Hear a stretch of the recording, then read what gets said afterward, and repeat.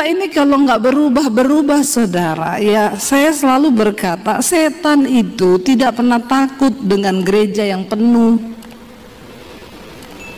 Jangan bangga dulu kalau gereja penuh. Ya, buat tim PPW harus banyak berdoa supaya penyembahanmu itu naik menjadi dupa, bukan gaya-gayaan. Kita penyembahan nggak ada hadirat Tuhan buat apa? Apalagi kalau tim PPW-nya masih hidup dalam dosa. Ya, saudara, apa yang membuat gereja berbeda dengan Holy Wings? Loh benar, kita kalau cuma di gereja mau lompat-lompat saudara, setan nggak pernah takut engkau lompat-lompat di gereja.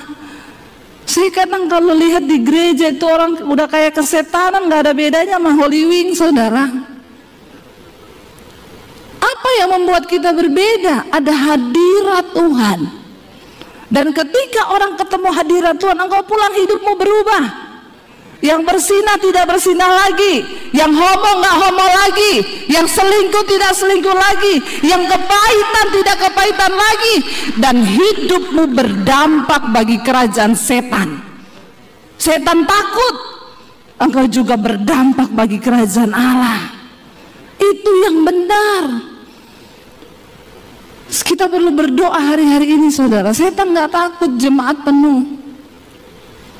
Makanya orang tanya sama saya, Bu, saya mau tanya sama ibu pelayanan di desa-desa ya? Iya sering. Kalau ibu pelayanan di desa, ada nggak yang kerasukan? Banyak saya bilang. Kalau di kota ibu pelayanan di gereja besar, pernah nggak ada jemaat yang kerasukan? Saya bilang hampir tidak ada. Nah itu kenapa Bu? Dulu pernah ada di Jakarta di gereja besar lagi puji-pujian, ada bapak-bapak jatuh menggelepar. Saya lari langsung mau saya tengking. Tiba-tiba istrinya bilang, "Jangan Bu, kenapa? Epilepsi." Karena saya pikir kerasukan saudara. Udah mau saya dalam nama Yesus, bahasa roh kan keluar kan. Istrinya bilang, "Jangan Bu, kenapa? Epilepsi Bu." Oh.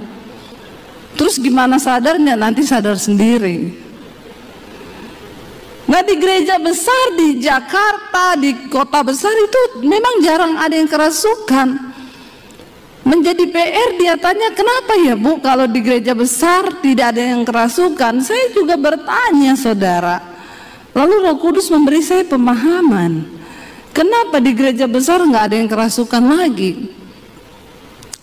Karena setan sudah tidak bekerja di gereja besar. Setan itu cuma kontrol. Setan bilang lancar coy, lancar. Penuh, penuh. Kata setan gini, nggak usah diganggu. Mereka aja kedagingannya udah lebih setan dari setan. Keinginan daging, keinginan mata, dan keangkuhan hidup. Itu yang ada dalam dunia, dan itu semua bukan berasal dari Bapa, tetapi dari dunia. Ya, tadi pagi sudah saya jabarkan keinginan mata. Ya, mata ini tidak pernah ada puasnya. Ya, karena itu Yesus berkata, mata adalah pelita tubuh. Jika matamu jahat, maka gelap seluruh tubuhmu. Tapi jika matamu baik, maka teranglah seluruh hidupmu. Ya, yang kedua keinginan daging yang ada dalam dunia ini, kenajisan, percabulan, perselingkuhan. Makanya banyak orang-orang yang mengaku Kristen, tapi kalau engkau masih hidup dalam kenajisan, percabulan, perselingkuhan, apalagi homoseksual, lesbian, maaf, engkau bukan kepunyaan Tuhan. Karena Alkitab berkata, biarkan lalang dan gandum tumbuh bersama. Iblis bilang gak apa-apa gereja jadi besar, biarin aja. Pada waktu kedatangan Tuhan, barulah itu adalah hari penampian. Akan dibuktikan di sana mana yang ilalang, mana yang gandum. Tuhan bilang biarkan aja dulu tumbuh bersama. Ya, karena pada hari penampian nanti akan dibuktikan. Makanya Yesus berkata, Bukan setiap orang yang berseru kepadaku Tuhan, Tuhan yang akan masuk dalam kerajaan Allah, tapi mereka yang melakukan kehendak Bapa. Yesus bilang, pada akhir zaman nanti aku baru akan berterus terang kepadamu bahwa aku tidak mengenal engkau. Daripada nanti Yesus baru berterus terang, lebih baik sekarang kita bertobat, sungguh-sungguh ikut Tuhan. Akhirnya saudara, karena saya terpuruk dalam dosa, singkat cerita iblis ngomong hidupmu sudah hancur, kamu sudah rusak, masa depanmu juga rusak, buat apa kamu hidup, mending bunuh diri. Dan saat itu tidak ada pikiran lain dalam benak saya, cuma pengen mati. Karena saya tidak menemukan apapun di hidup ini, saudara. Setan datang menuduh saya, hidupmu hancur. Untuk apa kamu hidup? Mati saja. Dan saya mulai mencari siapa Tuhan itu. Saya mulai bertanya, Tuhan, untuk apa Engkau ciptakan aku di dunia ini? Kurang kerjaan banget kau Tuhan. Kenapa Engkau ciptakan aku untuk berdosa? Kalau hari ini saya mati bunuh diri, saya tahu saya masuk neraka, terus Tuhan puas. Buat apa Engkau ciptakan saya? Tanpa pengetahuan yang benar, saya marah kepada Tuhan. Dan di luar sana, saudara, ada begitu banyak orang yang sedang punya pertanyaan yang sama.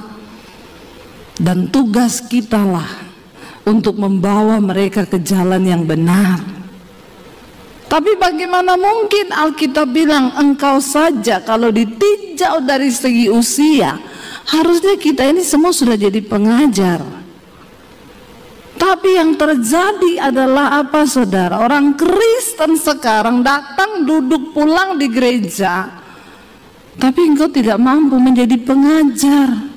Bahkan asas-asas tentang kekristenan itu masih harus diajarkan.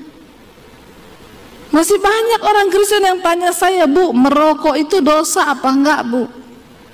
Di mana ayatnya, Bu? Saya bilang di pom bensin baca. Gede tulisannya dilarang merokok.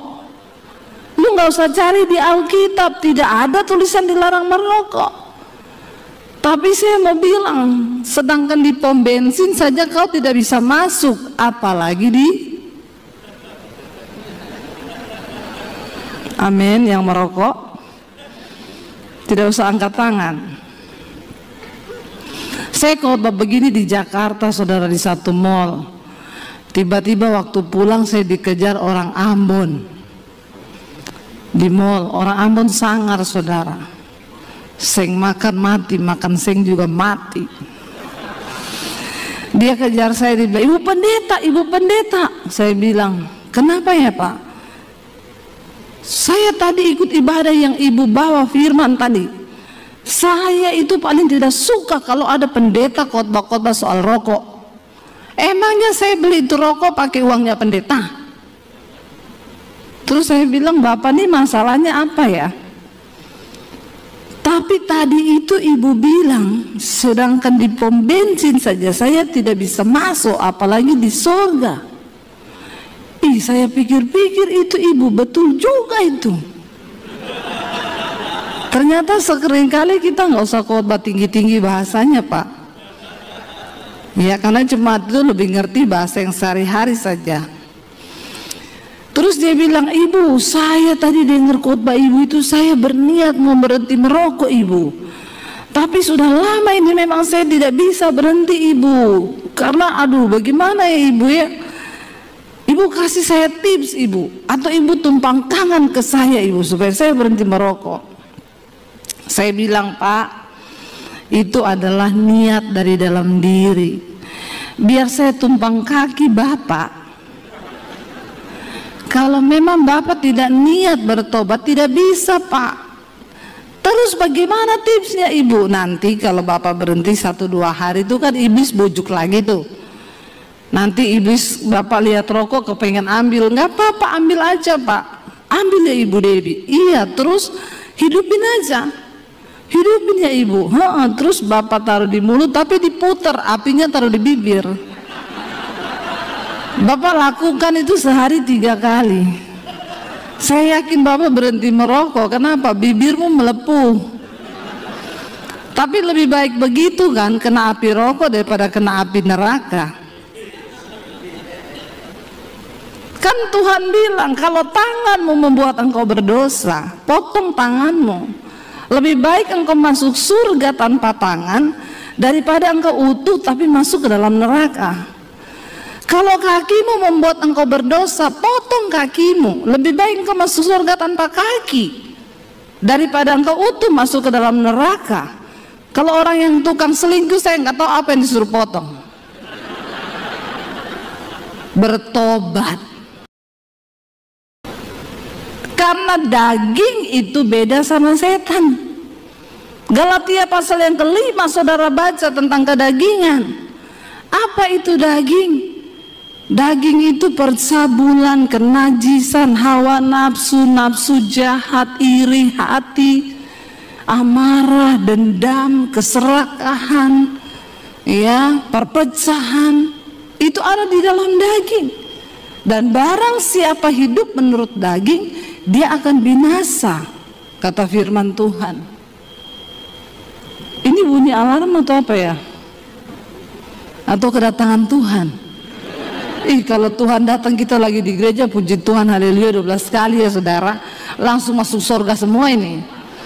Karena nggak ada yang lagi bersinah, nggak ada yang selingkuh ya kan. Wah, langsung berdoalah supaya kedatangan Tuhan kita lagi di gereja. Iya, dan ini bunyi apa? Nggak apa-apa kan? Tapi saudara terganggu nggak? Karena orang itu kadang kepo. Ada bunyi gitu, yang pasti bukan dari HP saya. Ini HP saya sudah saya silent, saya mode terbang pesawat supaya tidak mengganggu ya. Saudara, jadi ketika kita itu mengenal Tuhan Yesus, hidup tuh harus berubah. Ya, setan bilang gak usah diganggu orang di gereja. Kenapa? Orang kedagingannya lebih gila dari setan. Ya, dan kalau kita tidak berubah, maka ya hidup kita nih gak ada dampak apa-apa saudara. Bukan soal berapa rajinnya kita ke gereja, berapa hebatnya saya pelayanan, bukan. Tapi tadi pagi saya sudah sampaikan, Tuhan berkata, aku tahu siapa milik kepunyaanku. Dan Yesus bilang, aku akan berterus terang ketika aku datang kali yang kedua. Aku akan berterus terang. Ngeri itu. Kalau Tuhan berterus terang, baru ternyata kita udah pede selama ini kita melayani. Sorry aja, tidak semua orang Kristen memperoleh janji Tuhan. Kalau kita belajar dari kisahnya bangsa Israel, mereka dipanggil keluar, tapi ternyata tidak semua bisa masuk ke tanah perjanjian. Perjalanan yang harusnya ditempuh 11 hari jadi 40 tahun. Kenapa? Proses 40 tahun ini untuk mematikan kedagingan mereka. Karena Tuhan tidak mau mereka masuk di tanah yang baru dengan pola dan hidup kedagingan yang lama. Saudara, akhirnya saya mau bunuh diri dan saya bertanya, Tuhan, di mana Engkau? Siapa Engkau? Saya pengen kenal Tuhan itu. Saya nggak peduli tentang agama. Saya pengen tahu Tuhan yang benar itu siapa. Jangan engkau menjadi Kristen hanya karena warisan dari orang tua. Setiap kita perlu berjumpa secara pribadi dengan Tuhan. Karena tidak semua ternyata orang Kristen itu sudah mengalami perjumpaan pribadi dengan Tuhan. Yesus berkata kepada Nikodemus, kamu tidak mungkin bisa masuk kerajaan Allah kalau engkau tidak dilahirkan kembali. Apa artinya dilahirkan kembali? Nikodemus berkata, aku sudah tua, bagaimana mungkin aku masuk ke rahim ibuku lalu aku dilahirkan kembali? Yesus bilang, kau harus dilahirkan kembali dari air dan dari roh, dari firman Allah. Saudara, manusia rohani kita harus dibangun. Ketika itu saya pengen bunuh diri, saudara. Saya udah nggak peduli mau bagaimana, pokoknya saya pengen mati. Tapi sebelum saya mati, saya bilang, Tuhan, tunjukkan dirimu kepada saya. Habis ini saya mati dan saya masuk neraka dan Tuhan puas. Saya nangis di kamar saya tulis surat buat orang tua saya. Karena saya ini dari kecil sudah diwanti-wanti papi saya, jangan berteman dekat sama orang Kristen. Apalagi kalau sampai kamu jatuh cinta dan pacaran sama laki-laki Kristen.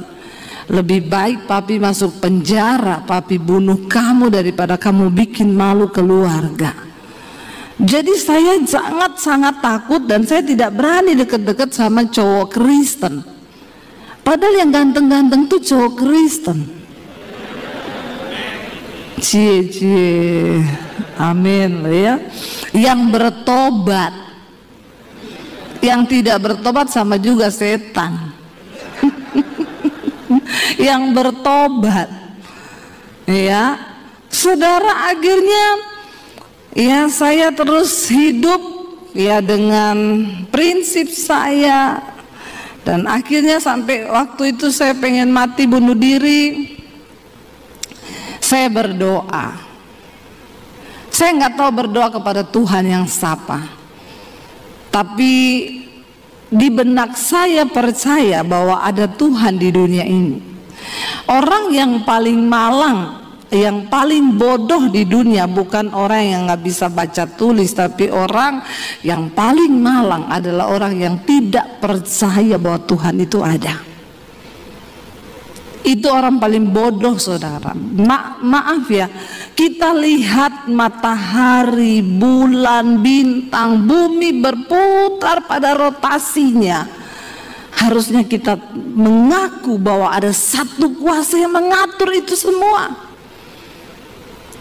Saya lihat bunga aja ya, itu bunga daunnya hijau bisa keluar kuning, merah, itu saya, wow, Tuhan Engkau itu dahsyat.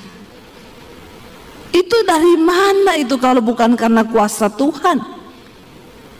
Nggak mungkin. Kita diciptakan manusia, kita punya mata dua semua kan? Ada yang mata tiga di sini? Nggak ada. Kita punya mata dua, hidung satu. Lubangnya menghadap ke bawah. Kalau menghadap ke atas itu harus dioperasi. Kalau lubang menghadap ke bawah walaupun pesek, tidak usah operasi, begini saya sudah cukup. Amin ibu-ibu. Ya, karena orang itu kalau pengen cantik nggak puas-puas, nanti pengen cantik terus, nanti ini salah dikit diperbaiki, malah salah. Ya, operasi hidung jadi cantik sih, tapi ngomongnya jadi gini.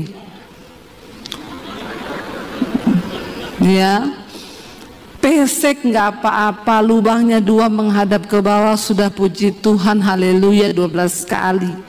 Karena kalau menghadap ke atas repot, hujan masuk air, maka matilah kau. Ya, jadi ya sudah, disyukuri saja. Tapi ajaibnya Tuhan ya, kita punya hidung satu, mata dua, mulut satu, mukanya itu beda semua loh. Nggak ada yang sama kan? DNA-nya juga pun berbeda. Itu Tuhan. Kalau orang nggak percaya ada Tuhan tuh kebangetan, saudara. Saya bilang, Tuhan, saya percaya Engkau ada, tapi siapa Engkau sebenarnya Tuhan? Tunjukkan dirimu kepada saya. Hanya ada satu Tuhan yang benar, walaupun agama banyak, hanya ada satu Tuhan. Kita perlu mengalami perjumpaan pribadi dengan Tuhan itu. Malam itu saya menangis di kamar saya tulis surat buat orang tua saya, papi, mami, saya minta maaf. Selama ini saya jadi anak yang tidak pernah nurut, saya memberontak sama orang tua.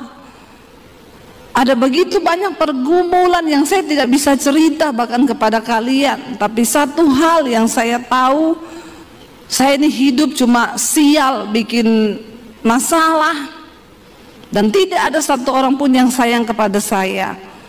Jadi malam ini keputusan yang saya ambil.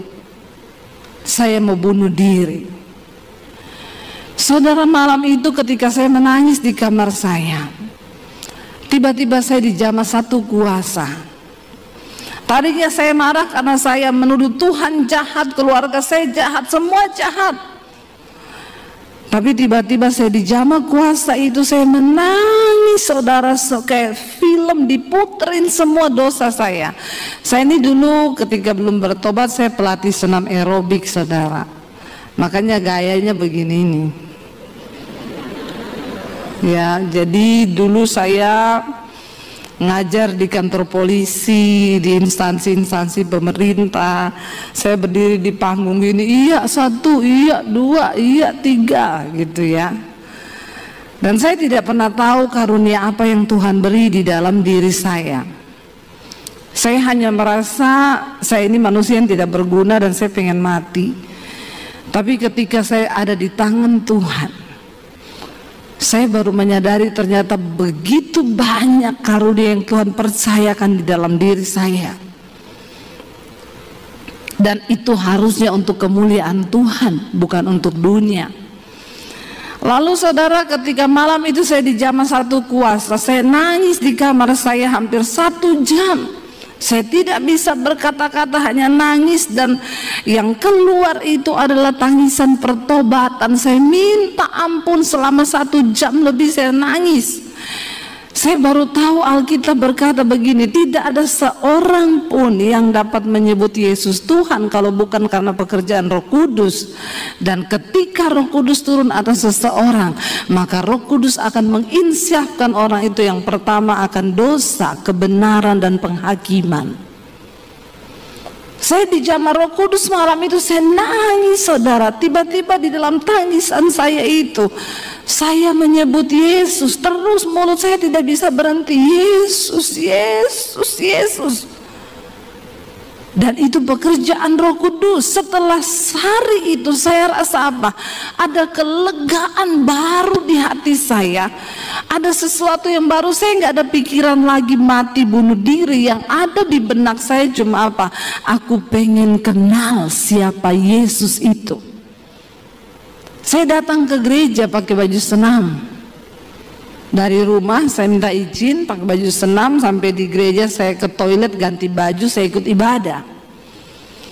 Saya ketemu orang gereja, saya bilang saya bukan orang Kristen, tapi saya pengen tahu siapa Tuhan Yesus itu. Oh iya Bu, nanti setelah ibadah kita ketemu ya. Saya dikasih Alkitab. Saya pulang, saya baca Alkitab saudara. Saya baca Alkitab itu 1 hari 6 sampai 7 jam. Dan saya baca di dalam kamar mandi. Kenapa? Saya takut ketahuan. Kalau sudah selesai baca, saya gulung pakai baju-baju selimut, saya simpan di bawah kolong di lemari. Tiap hari saya pindahkan tempat simpannya. Karena papi saya punya pedang panjang 1,5 meter di bawah kolong tempat tidur. Dia punya pistol di lemari. Jadi tiap hari iblis mengintimidasi saya, kalau ketahuan kamu ditembak kepalamu, mati kamu. Tapi memang benar Alkitab berkata iman itu bertumbuh di dalam aniaya dan pembacaan firman Tuhan. Saudara mau bertumbuh dalam iman? Mau dianiaya? Langsung gak ada yang mau. Dianiaya itu bukan cuma mau dibunuh. Ketika engkau difitnah, engkau gak balas, itu dianiaya. Ketika engkau disakiti tapi engkau tidak balas, itu engkau dianiaya karena kebenaran. Lalu saudara, saya tiap hari baca, nggak ada yang bisa tuntun saya karena saya juga sembunyi-sembunyi. Dan waktu hari-hari saya itu kan belum ada YouTube tahun 95. Nah, saudara, sekarang enak mau belajar, kebangetan banget kalau orang Kristen hari ini tidak bertumbuh.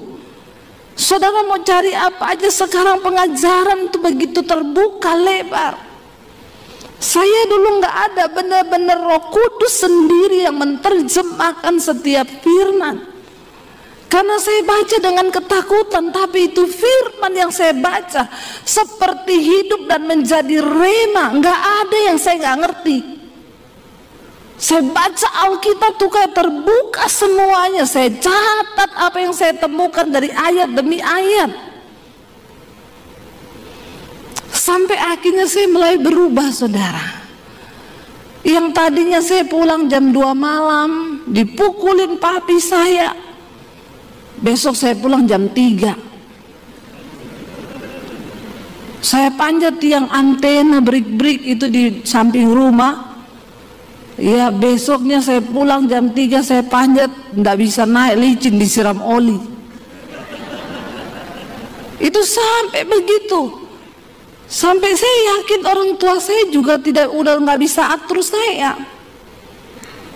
Dosa demi dosa saya coba semuanya, saudara.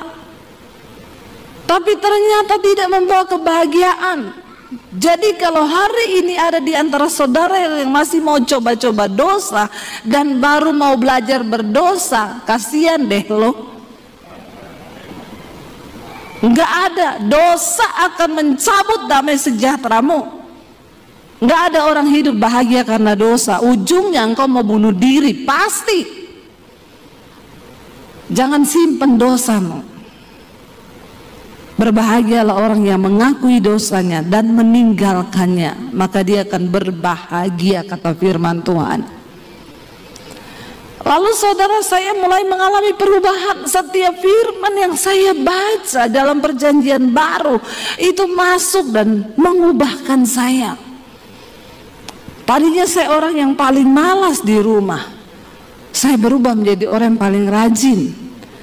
Tadinya saya suka keluar tengah malam, tapi sejak saya mengenal Yesus, seperti yang Rasul Paulus bilang, apa yang dulu merupakan keuntungan bagiku, sekarang kuanggap rugi karena pengenalan akan Yesus Kristus Tuhanku itu lebih berguna daripada segala-galanya. Malahan segala sesuatu aku anggap rugi karena Kristus. Itu benar-benar saya alami. Tidak ada kata lain selain tiap hari saya cuma pengen baca Alkitab, mempraktekkan firman Tuhan. Tadinya saya kalau berantem dengan adik saya yang laki-laki, adik saya itu badannya tatoan, saudara. Kalau berantem, dia mau pukul saya, saudara. Dulu kalau saya belum bertobat, saya ambil sepatu di depan saya lempar ke mukanya dia.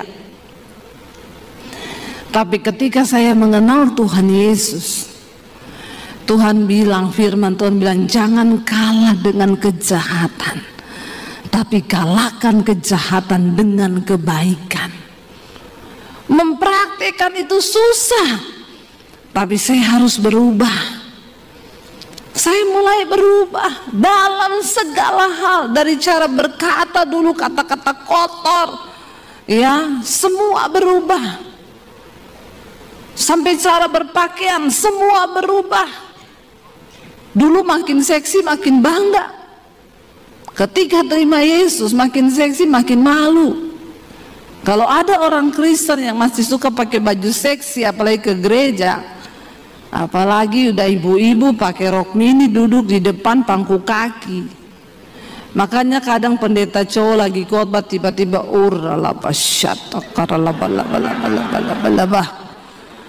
dia lagi bergumul itu. Pasti ada sesuatu yang dia lihat di situ. Jadi tolong ibu-ibu tahu diri, ke gereja itu jangan pakai baju yang belum jadi. Amin. Sobek sini, di sini sobek sampai sini, kelihatannya panjang sobekannya sampai sini. Makanya kata kuntilanak begini, saya sama orang Kristen lebih kudus saya. Baju saya panjang sampai ke bawah, bolongannya satu tok di belakang. Orang Kristen zaman now udah bajunya pendek, bolong di mana-mana. Jadi kata kuntilanak, yang setan Eke apa ye. Makanya kuntilanak sekarang sudah tidak menampakkan diri, udah kalah pamor sama orang Kristen. Hello. Iya, bertobat loh saudara. Lalu saya berubah saudara, ketika akhirnya kakak saya yang paling tua ngomong gini sama saya satu kali, Dep, saya tahu loh kamu sekarang jadi Kristen, kamu ke gereja kan? Saya kaget. Kamu berhenti atau saya kasih tahu papi? Kalau sampai saya kasih tahu papi, kamu tahu, kamu bisa mati loh, dibunuh. Wah, saya tambah takut saudara. Tapi di situ saya mulai berdoa, Tuhan, kalau memang sudah waktunya saya harus menyatakan imanku. Karena firman Tuhan berkata, dengan mulut orang percaya, dengan hati orang mengaku, dengan hati orang percaya, dengan mulut orang mengaku, maka dia dibenarkan dan diselamatkan. Lalu saya berdoa, bergumul, Tuhan beri saya kekuatan. Saudara, ketakutan terbesar di hidup saya itu adalah ketika saya harus ngomong Yesus di depan keluarga saya. Itu ketakutan terbesar saya, karena saya tahu tidak main-main ada pistol di lemari. Tapi akhirnya Tuhan kasih saya kekuatan. Saya doa puasa saudara, doa puasa saya untuk minta kekuatan. Cuma ngomong satu tok, Tuhan, ngomong di depan keluarga saya bahwa saya sudah terima Yesus. Akhirnya satu kali saya bergumul, ada doa puasa di gereja, saya bilang ini waktunya saya harus ngomong ke papi saya. Saya mau masuk ke papi saya belok ke kamar mandi. Di kamar mandi saya doa dalam nama Yesus. Roh intimidasinya kenceng sekali. Lalu saya ikuti papi saya dari belakang, saya belok lagi ke dapur. Waduh, saudara, bergumul. Akhirnya saya tengking, saya dikuatkan dengan satu ayat firman Tuhan. Roh Allah yang ada padamu itu lebih besar dari segala roh yang ada dalam dunia ini. Kenapa kamu takut kepada manusia yang memang akan mati? Lalu saya masuk ke kamar papi saya bilang, Pap, saya mau minta izin. Dia sambil cari-cari apa di lemari, mau kemana? Mau ke gereja. Wih, tiba-tiba dia terhenti saudara. Lalu dia melihat kepada saya. Kata-kata pertama dia bilang, kamu sudah gila.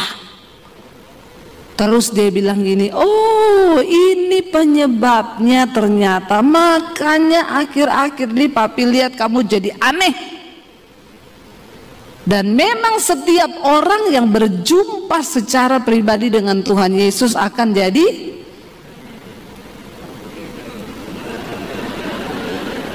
pertanyaan saya, sudah anehkah saudara? Sudah aneh apa belum?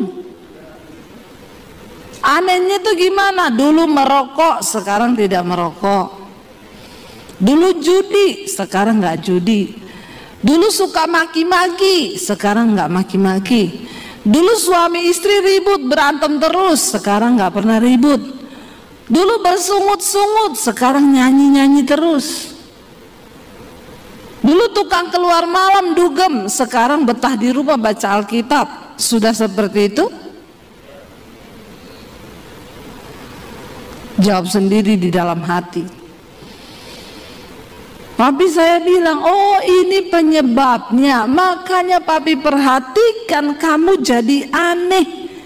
Dulu malas, sekarang rajin. Aneh nggak? Tapi kan harusnya dia bisa melihat perubahan hidup saya. Kenapa saya bisa jadi baik? Yesus berkata, engkau itu suratan Kristus yang terbuka, dan hidupmu harus bisa dibaca oleh semua orang. Karena Yesus sekarang tidak hadir secara fisik, tapi dunia akan melihat kita sebagai murid-muridnya. Amin saudara. Lalu saudara, papi saya bilang, oh ini penyebabnya. Dari situ saya mulai diancam. Papi saya bilang, saya enggak main-main ya. Papi dia bilang, kamu apa? Jangan bergaul sama orang Kristen. Papi bilang, papi bunuh kamu, papi bunuh ya. Papi nggak takut masuk penjara. Wah, saya ketakutan di situ. Saya disuruh belajar agama lagi. Saya ikuti, tapi saya dapat kekuatan di sana. Dikatakan bahwa Isa Al-Masih adalah kalimatullah, firman Allah yang menjelma menjadi manusia. Dia dikandung oleh Rohullah lewat Maryam dan dia dilahirkan ke dalam dunia.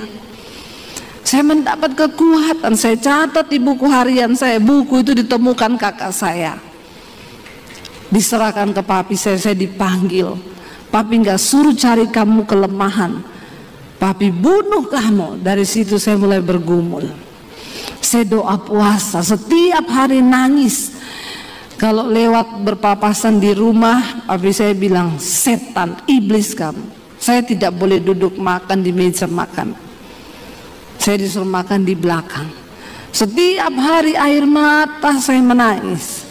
Apa yang menjadi kekuatan? Firman Tuhan.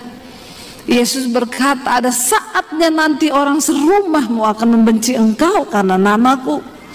Ayahmu, ibumu, saudaramu, mereka akan membenci engkau. Tetapi aku sudah mengatakan hal ini supaya kalau hal itu terjadi, kamu jangan menolak aku. Dan akhirnya saudara saya terus dikuatkan sampai akhirnya tahun 96. Saya berdoa, Tuhan, sampai kapan saya hidup seperti ini? Nyatakan kehendak-Mu buat saya. Jamah hati papi saya.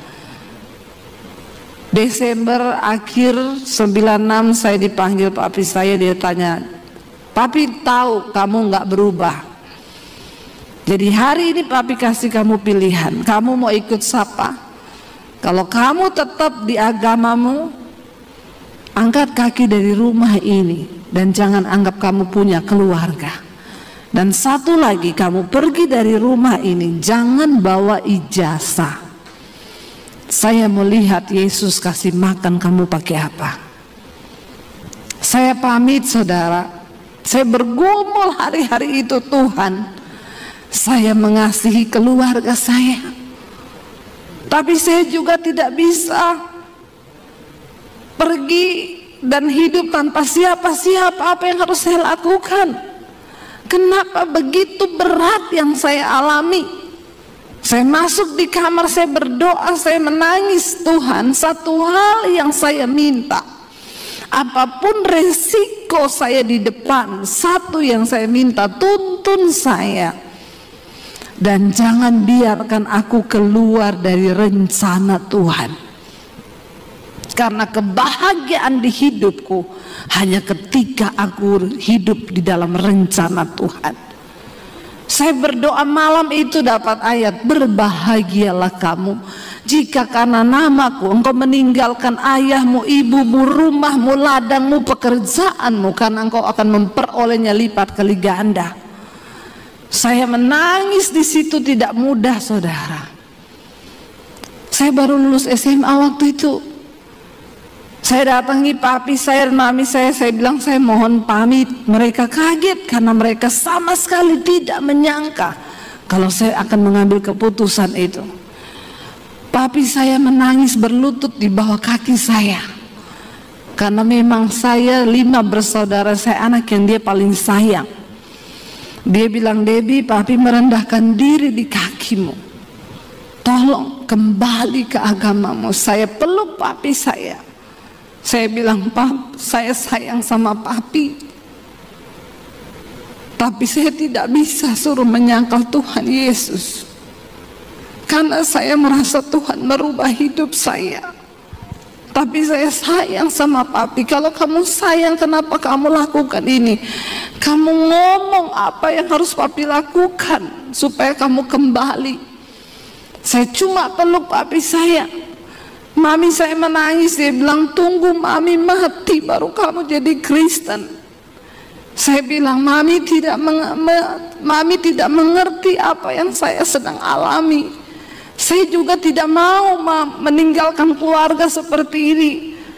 Tapi ini keputusan saya, Mam. Nanti kamu mau makan apa? Kamu mau tinggal di mana? Saya cuma bilang, saya ikut Tuhan yang bertanggung jawab. Dari kota Poso, saya tinggalkan keluarga, cuma bawa beberapa pakaian. Saya menuju ke kota Palu. 7 jam perjalanan. Sampai di kota Palu, saya cari sepupu saya. Mereka ngontrak satu rumah anak-anak kos begitu. Saya numpang di situ, dan untuk bisa dapat makan, kalau anak kos sudah berangkat kuliah, saya cuci baju anak-anak kos, saya nyapu, saya nyetrika, saya masak. Kadang saya lagi cuci pakaian, iblis datang ngomong, goblok, ikut Yesus jadi pembantu. Pulang ke keluargamu, tinggalkan Yesusmu itu. Ngapain kamu menderita? Tapi saya baca Alkitab, Tuhan bilang, berbahagia jika engkau menderita karena kebenaran, karena roh kemuliaan itu ada padamu. Dan engkau dipanggil bukan hanya untuk percaya kepada Kristus, tapi untuk menderita bagi Dia. Karena jika engkau menderita karena kebenaran, itu adalah kasih karunia kepada Allah. Saya jalani proses itu 1 tahun di kota Palu. Saya pernah merasakan hidup tanpa uang 1 sen pun. Saya pernah merasakan hidup tanpa ada 1 orang pun yang bisa saya jadikan sandaran untuk hidup saya. Tapi saya bilang, Tuhan, engkau sudah mengubah hidupku dan itu cukup. Akhirnya saya masuk sekolah Alkitab di Makassar. Itu yang tanpa gelar karena saya tidak punya ijazah. Dan saya diutus pelayanan ke Solo. Dan di Solo saya berjumpa dengan Arjuno dari kota Solo. Laki-laki terganteng di Solo. Dan kami menikah. Waktu saya menikah, saya telepon papi saya. Saya bilang, Pap, ini Debbie, saya mau minta doa restu. Debbie siapa? Debbie Basir, anaknya papi. Dulu saya pernah punya anak nama Debbie, tapi dia sudah mati. Jadi kamu mau nikah atau mau dikubur, jangan pernah kabari ke sini lagi, karena sampai di akhirat kita tidak ketemu. Saya cuma meneteskan air mata. Dan akhirnya saya menikah dengan suami saya. Dan saya diproses, Tuhan berakar ke dalam, terus berakar. Tidak ada yang melihat, saudara. Enggak ada 1 orang pun yang melihat ketika kita sedang diproses berakar. Tidak ada yang tahu. Tapi itu yang terbaik. Karena bangunan kekristenan itu kuat atau tidaknya, itu tergantung dari akar kita. Kenapa pohon korma itu menjadi pohon yang menjadi perumpamaan di Alkitab? Karena korma itu kalau ditanam, dia nggak langsung bertunas ke atas.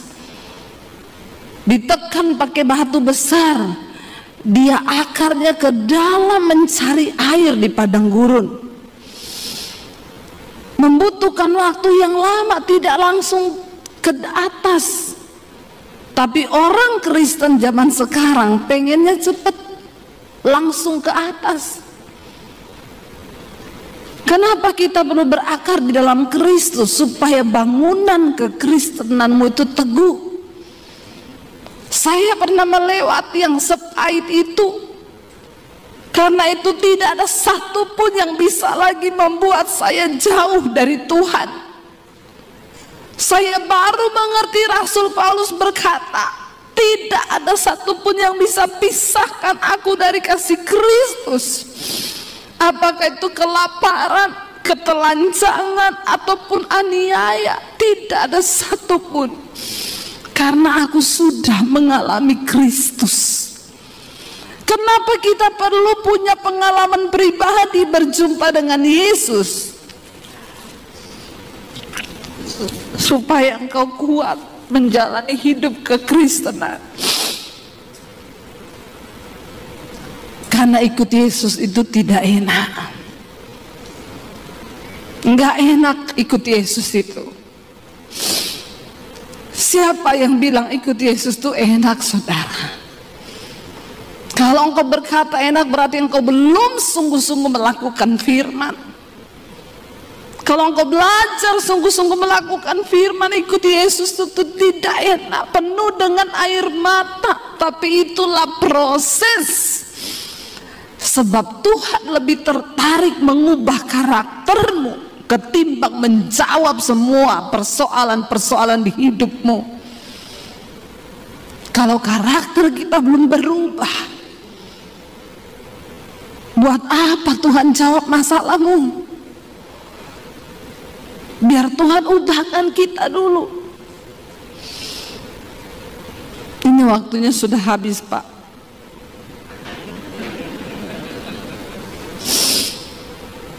Kita tambah sebentar ya, Pak ya. Karena ini baru pembukaan, Pak. Belum khotbah loh ini. Baru pembukaan udah habis waktu.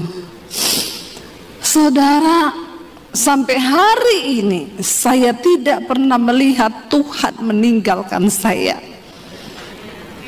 Saya ikut Tuhan dari tahun 95. Penderitaan, air mata, difitnah, direndahkan, dihancurkan. Tapi saya tahu itu adalah proses berakar yang sedang Tuhan izinkan supaya bangunan iman saya itu kokoh. Jadi sekarang kalau cuma saya difitnah kecil,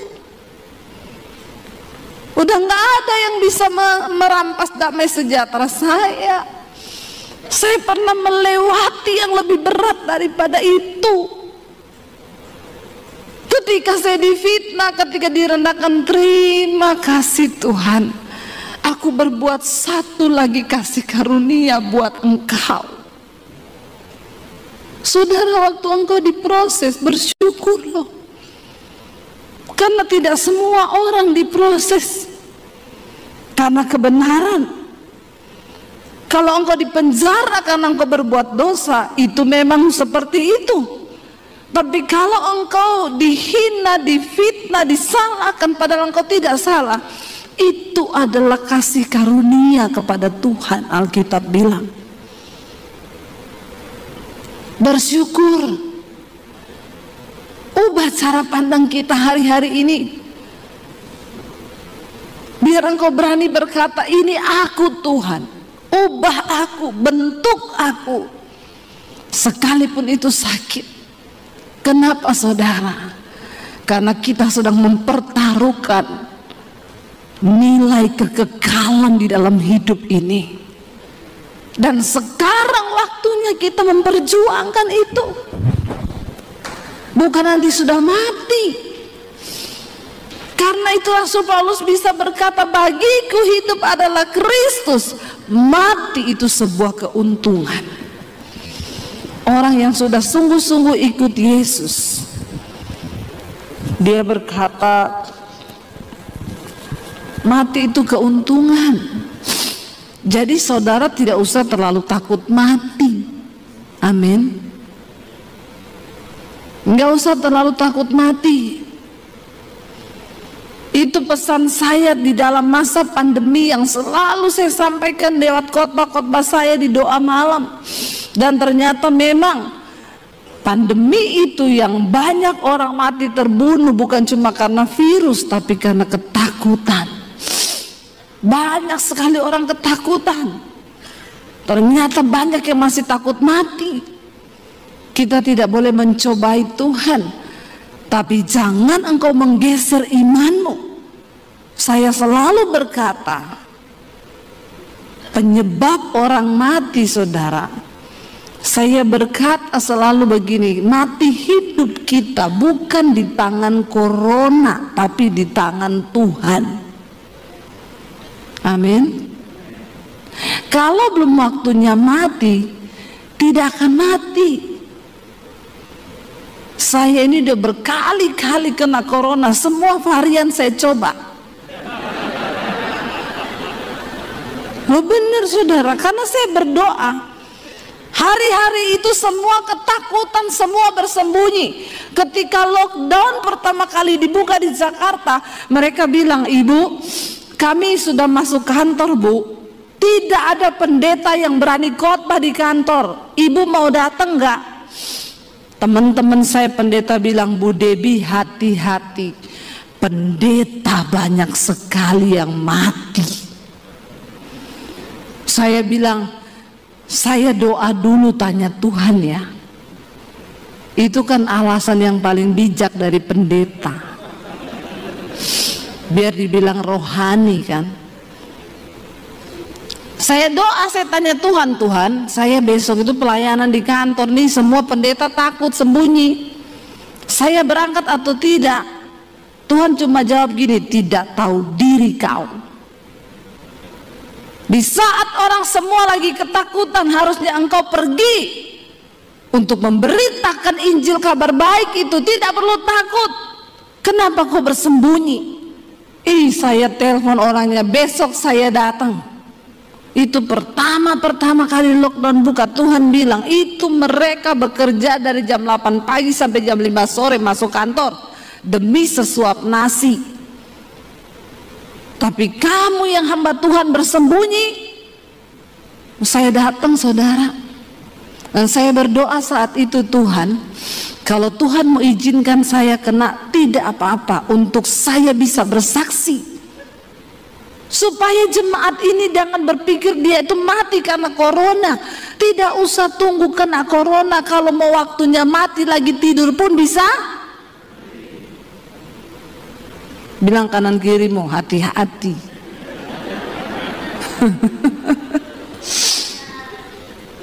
Iya, logo dari seorang percaya itu, dia nggak takut lagi mati. Karena bagi kita mati adalah keuntungan, hidup adalah bagi Kristus. Saya ngomong sama suami saya waktu itu, kita jangan terlalu takut berlebihan. Di tengah masa pandemi ini sudah ada satu jumlah yang akan dipanggil Tuhan. Tinggal kita nih siap-siap. Katakan di hadapan Tuhan, ini kami Tuhan. Lihat hati dan hidup kami. Apakah kami setia dan tulus hati mengasihi Engkau? Apakah kami sudah melakukan yang baik di mata-Mu Tuhan? Ampuni kami Bapa. Kalau kami sering kali melakukan apa yang tidak baik di mata-Mu, hari ini kami mau bertobat Tuhan. Bawa hidup kami dalam perkenanan-Mu Bapa. Bawa kami masuk Tuhan. Karena ada begitu banyak hal di hidup ini yang tidak bisa kami selesaikan dengan kekuatan kami. Firman-Mu berkata, terkutuklah orang yang mengandalkan kekuatannya sendiri, tapi diberkatilah orang yang mengandalkan Tuhan. Kami mau belajar hidup mengandalkan Engkau Tuhan. Kami mau belajar menaruh seluruh hidup kami dalam tangan Tuhan. Dalam segala keadaan, berlimpah ataupun kurang, saat kami kuat ataupun saat kami lemah hari-hari ini, biar Yesus satu-satunya yang menjadi kekuatan di dalam hidup kami. Tuhan, hari ini hamba berdoa untuk setiap anak-anak-Mu Tuhan, mereka yang sedang mengalami masalah persoalan dalam hidup mereka. Tuhan, Engkau ambil alih waktu kami berserah kepada Tuhan, waktu kami percaya kepada Tuhan. Waktu kami berkata sekali Yesus, kami tetap mengasihi Yesus. Itu komitmen di hidup kami Tuhan. Kami tidak akan pernah goyah. Sampai kapanpun juga kami tidak akan pernah goyah Tuhan. Dijawab atau belum dijawab, kami mau tetap percaya. Dan inilah ungkapan hati kami. Tidak selamanya kita harus mengerti jalan Tuhan, tapi untuk selamanya kita harus belajar percaya kepada Tuhan. Sekalipun mengikuti jejaknya itu berat. Seringkali apa yang kita mau secara daging tidak terjadi. Tapi percaya saudara, waktu kau ikut jejaknya Tuhan. Ayub berkata begini saudara, perintah dari bibirnya tidak kulanggar, dalam sanubariku kusimpan ucapan mulutnya. Mari dengarkan firman Tuhan dan simpan itu dalam hatimu. Waktu engkau menyimpan firman dalam hatimu, maka firman itu yang akan menuntunmu saudara, untuk mulai mengikuti kehendak Tuhan. Waktu kau simpan firman dalam hatimu, maka firman itu yang akan berkuasa membawa engkau sampai pada tujuannya Tuhan. Karena firman itu berkuasa, dan firman itu dikatakan akan mengerjakan setiap apa yang disuruhkan Allah untuk terjadi dalam hidup kita. Bahkan Ayub berkata begini, tetapi Tuhan itu tidak pernah berubah. Siapa dapat menghalangi Tuhan? Perhatikan saudara, kalau hari ini engkau belum mencapai satu tujuan di hidupmu, jangan salahkan orang lain. Jangan pernah salahkan gara-gara dia ini saya nggak bisa dapat ini. Jangan pernah salahkan nih gara-gara dia ini sampai saya hari ini harus begini. Waktu Tuhan yang menentukan untuk engkau dapat mencapai sesuatu, maka dikatakan tidak ada yang bisa menghalangi Tuhan. Tidak ada yang dapat menghalangi kuasa Tuhan yang besar untuk membawa engkau digenapi janji itu dalam hidupmu. Nggak ada. Tidak ada satu manusia yang berkuasa pun saudara, yang dapat menghalangi jalan Tuhan atas hidupmu. Bagian kita cuma duduk di kaki Tuhan dan belajar percaya. Ajar kami memahami Tuhan, apa maksudmu dari setiap ujian ini. Waktu kau tahu bahwa ayat ini berkata, siapa dapat menghalangi Tuhan? Karena itu saya selalu belajar untuk menerima bahwa kenyataan apapun yang kita hadapi hari ini itu seizin Tuhan. Dia tidak pernah terlalu cepat. Tuhan gak pernah buru-buru saudara. Walaupun kita udah gebelet banget pengen dapetin itu, tapi Tuhan bilang tunggu. Kalau aku belum berkata, itu gak akan terjadi. Waktu kita mengerti cara Tuhan ini, kita nggak mudah menyalahkan orang lain gara-gara dia itu. Sampai saya nggak bisa begini, gara-gara dia itu stop. Karena Tuhan, kalau dia sudah menetapkan sesuatu, ayat ini berkata, tidak ada satu pun yang dapat menghalangi Tuhan. Tidak ada satu kuasa pun yang dapat menghalangi kehendak Tuhan terjadi. Apa yang dikehendakinya, perhatikan. Ayat ini berkata begini saudara, baca bersama. Apa yang dikehendakinya dilaksanakan juga. Karena apa? Ia akan menyelesaikan apa yang ditetapkan atasku, dan banyak lagi hal yang serupa yang dimaksudkannya. Tuhan akan melaksanakan ketetapannya atas hidup kita. Hari ini bagian kita berkata, Tuhan, tuntun aku berjalan di dalam jejak-Mu. Hari ini banyak hal yang tidak kami mengerti. Waktu-waktu ke depan mungkin masa yang suram, kekelaman. Tapi waktu Engkau datang dan berkata pada Tuhan, aku mau Tuhan ajar kami memahami semua rencana-Mu atas hidup kami. Maka dia Tuhan yang turut bekerja, mendatangkan kebaikan atas hidup kita. Bangkit berdiri bersama saudara. Angkat hatimu pada Tuhan. Serahkan hidupmu kepada Tuhan malam ini. Ini adalah titik balik. Bilang Tuhan, biar malam ini menjadi titik balik hidupku kepada Tuhan. Kami datang Tuhan, memberi hidup kami kepada-Mu.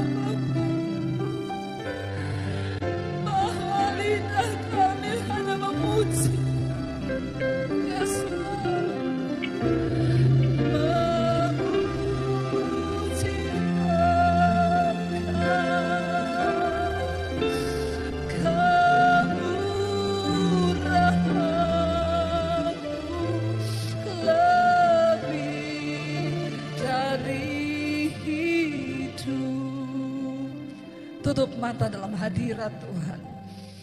Bapa, lihat setiap hati kami malam ini. Kami datang Tuhan. Tuhan yang tahu hidupmu masing-masing, saudara.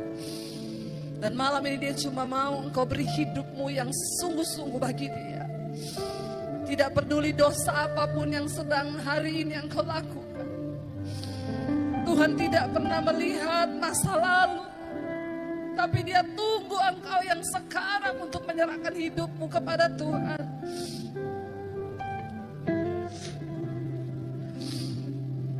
Ini hidup kami Tuhan Yesus. Berapa banyak di antara saudara yang mau sungguh-sungguh menyerahkan hidupmu pada Tuhan? Angkat tanganmu di tempatmu, saya akan berdoa. Tuhan, Engkau melihat setiap tangan kami yang terangkat kepadamu Tuhan. Ini kami di atas kota Palangkaraya ini Tuhan. Kami datang menyerahkan hidup kami kepada Tuhan. Biar kemurahan-Mu nyata di hidup kami Bapa. Ya Yesus, kami tahu malam hari ini surga bersorak-sorai melihat setiap anak-anak-Mu datang menyerahkan hidup mereka kepada Tuhan. Jesus, sebab tidak ada persembahan yang menyenangkan hati Tuhan selain persembahan hidup yang kudus dan yang berkenan kepada Allah.